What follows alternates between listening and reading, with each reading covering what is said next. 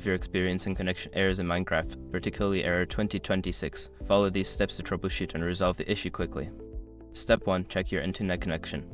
Ensure that your internet connection is stable and working. You can do this by testing other websites or online services. If your internet is down, restart your router or contact your internet service provider. Step 2. Restart Minecraft. Close the game completely and restart it. This can help refresh the connection and resolve temporary glitches that may be causing the error. Step 3. Update Minecraft. Make sure you are using the latest version of Minecraft.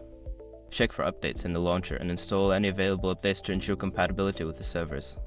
Step 4. Check server status.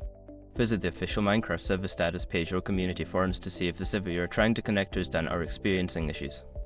If the server is offline, you will need to wait until it is back online. Step 5. Adjust firewall and antivirus settings.